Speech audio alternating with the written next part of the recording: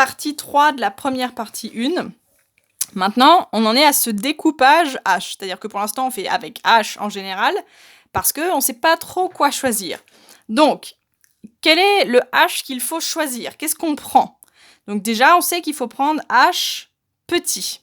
Et le problème, c'est que, vous avez vu dans l'activité d'approche, c'est que le découpage, on aura beau le faire le plus petit possible, ça se trouve, quand vous allez regarder votre fonction et que vous allez zoomer, ben vous allez vous rendre compte qu'il y avait une petite variation que vous n'avez pas vue. Donc ce problème, il est un petit peu infini, c'est-à-dire qu'on n'est jamais sûr un peu du découpage. Donc il faut vraiment le prendre petit, petit, petit. Et on va voir du coup ce qu'il faut prendre à la page suivante. On va le prendre tellement petit que il y a cette notion qu'on a déjà vue un petit peu abordée dans les suites, qui est la notion de limite. Alors, on va utiliser du coup cette définition. On dit que f de x, les images, f de x, ça a pour limite L lorsque x tend vers 0, si les valeurs de f de x, elles peuvent être aussi proches de L que l'on veut, pourvu que x soit suffisamment proche de 0. Autrement dit, quand x se rapproche de 0, les f de x, ils se rapprochent de L.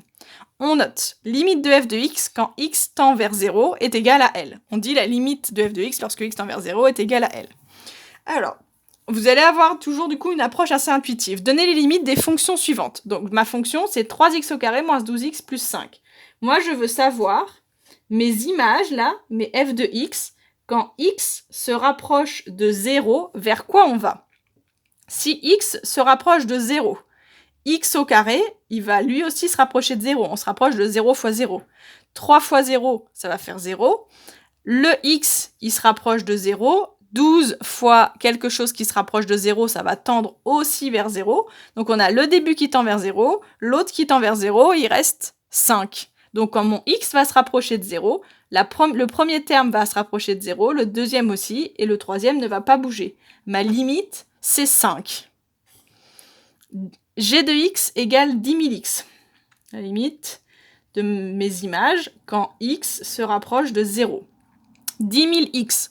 Mon x, il va se rapprocher de 0. Et bien, quand il va se rapprocher de 0, on a beau faire x 10 000, le tout va se rapprocher de 0. Et un cas un peu plus compliqué avec les limites, la fonction 1 sur x, qu'est-ce qui se passe quand x tend vers 0? On refait le dessin de la fonction 1 sur x. C'est celle qui est en forme d'étoile comme ça. Et ma question, c'est qu'est-ce qui se passe quand x se rapproche de 0? La limite de mes h de x quand x se rapproche de 0. Et du coup, on regarde les valeurs que prennent la fonction. Donc par exemple, si je prends ici et que je me rapproche de 0, il y a deux façons que x se rapproche de 0. Soit on vient de la droite et on se rapproche de 0, soit on vient de la gauche et on se rapproche de 0. Si on se rapproche par les x positifs, qu'on note x+, si on se rapproche vers 0 comme ça, mes valeurs, elles sont de plus en plus grandes. Donc, si mon x, il se rapproche de 0 avec les x positifs, on va vers plus l'infini. C'est-à-dire que mes valeurs, elles explosent, elles montent et elles vont jamais s'arrêter. Mais en fait, il se passe un truc assez étrange, c'est que quand x se rapproche de 0, mais avec les x négatifs, si on se rapproche par la gauche, et ben en fait, ma fonction, sa limite, on est en train de plonger, les images, c'est les f de x, ils sont là, et ben, enfin, c'est les h de x, mes images, elles sont en train de plonger vers moins l'infini. Donc, en fait, on dit que ça n'a pas de limite, c'est d'un côté plus l'infini et de l'autre côté moins l'infini. Ça dépend si on arrive par la droite ou par la gauche. Ces fonctions-là, si on les traçait, que vous arriviez de droite ou de gauche, ça donnerait toujours le même résultat. Donc, lui, ça s'appelle une limite à droite, une limite à gauche, mais ça n'a pas une limite. Donc, qu'est-ce qu'on va prendre comme h? On ne va pas prendre une valeur. Il faut faire le découpage le plus petit possible. On ne va pas prendre une valeur, pardon, on ne va pas prendre h égale 0,01. Ce qu'on va faire, c'est qu'on va faire h, je vais le faire tendre vers 0. Et je vais voir mon taux d'accroissement vers où il va. Alors, on continue, partie 4, le nombre dérivé. Donc ça, c'est un nouveau mot, et on va voir ce que ça veut dire. Le but, on fait tendre h vers 0, ce qu'on pourra noter comme ça plus simplement. Le point B, qui bouge, il va se rapprocher Donc ça, c'est mon point A. Ça, c'est mon point B sur un autre graphique. Mon point B, si je fais tendre H vers 0, le B va se rapprocher du A. Parce que c'est le A qui ne bouge pas. Et bien le B, il va se rapprocher du A.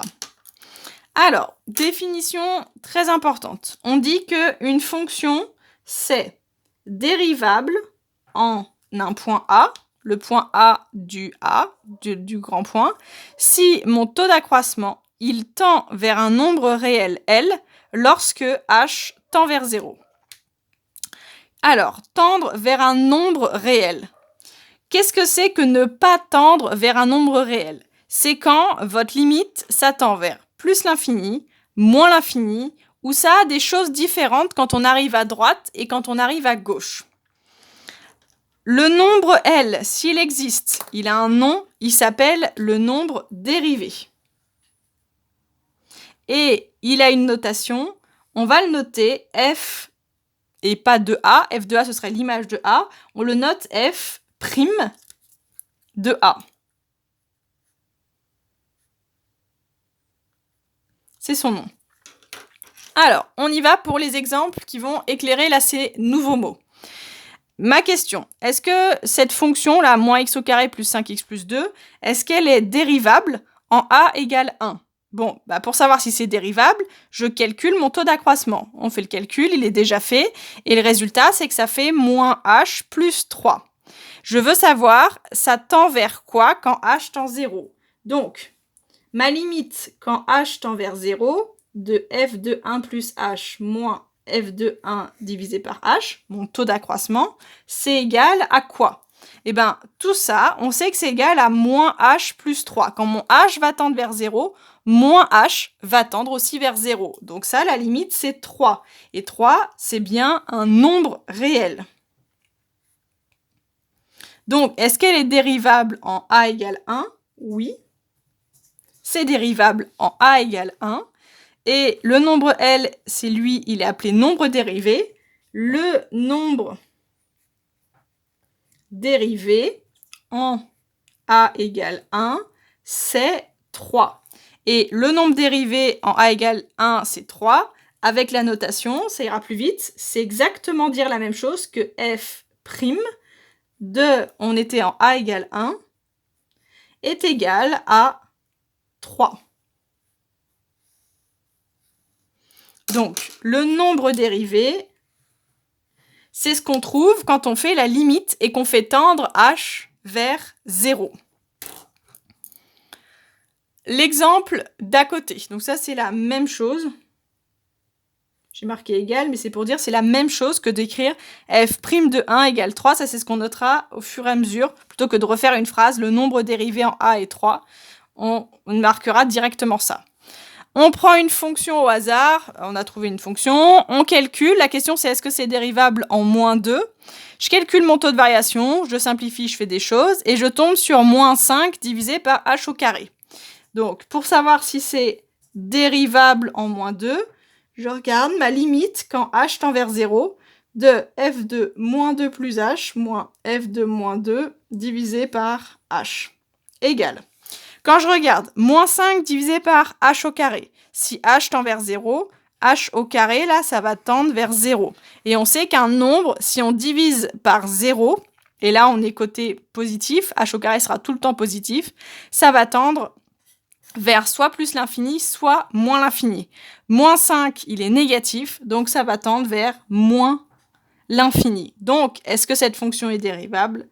Non. Il n'existe pas de nombre dérivé et on ne peut pas faire une phrase comme l'autre. D'accord? Ça tend vers 0, moins 5. Voilà, vous pouvez, pour être sûr dans ce genre de choses, vous avez le droit de prendre la calculatrice, de taper la fonction moins 5 divisé par x au carré, et vous allez regarder quand x tend vers 0, qu'est-ce qui se passe? Mais du coup, ça tend vers moins l'infini. Deuxième fonction, on veut savoir si elle est dérivable en 5. On calcule le taux d'accroissement. Et on va regarder maintenant la limite quand h tend vers 0 du taux d'accroissement, donc f de 5 plus h moins f de 5 divisé par h, et je regarde ce que ça fait. 1 divisé par h, quand h tend vers 0, on a déjà fait la limite 1 sur x, et bien quand h tend vers 0, on sait que ça dépend si on arrive par la droite ou si on arrive par la gauche. Donc ça, c'est plus l'infini ou moins l'infini. Si on arrive par la droite, c'est plus l'infini. Et si on arrive par la gauche, c'est moins l'infini. Donc, c'est-à-dire avoir des limites différentes quand on arrive à droite et à gauche. Donc là, même réponse. La réponse, c'est non. La fonction n'est pas dérivable en 5. Parce que quand on fait la limite quand h tend vers 0, la limite de cette grosse fraction qu'on a simplifiée, ce n'est pas un nombre.